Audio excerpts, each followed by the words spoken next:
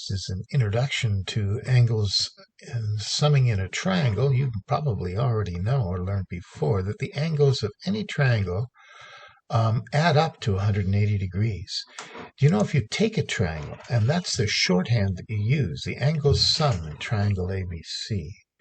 If you take a triangle, ABC, any triangle, and you mark the corners and you say you rip the corners off, and then you take those corners, these are the vertices, B, the corners, A and C.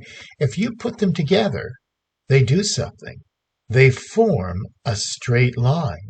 And the protractor tells it, like this is the part B. If we put it there, it would be there.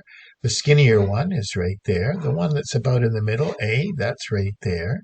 If we put them together, they always form 180 degrees. And on your protractor, it says 180 degrees. Whether you go this way, you bend over this way, all of those angles add up to 180. Or this way, they add up to 180. So this isn't a proof, but what it is, it demonstrates that it's true. It's evidence that it's true. If we do this a million times, the evidence becomes super strong, but it isn't a proof. That's something else in mathematics. And the very last slide of this thing, if you're interested in looking at it or investigating it, you can take a look at it. It's pretty darn hard. And it has some things that well, anyways. You might want, if you love math or you want to take it, you're just interested, take a look at that proof at the end. Now, how do we do a question like this?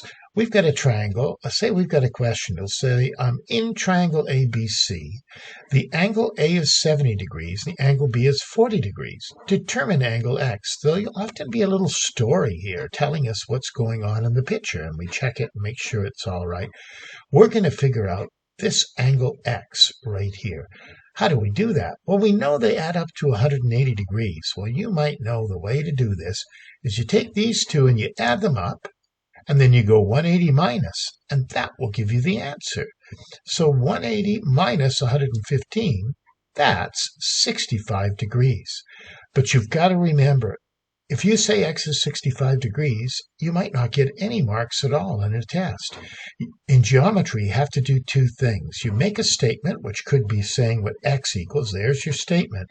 But you've got to have this reason. Angles sum in triangle, and it's good to name the triangle ABC. So statement and reason. You got to have it.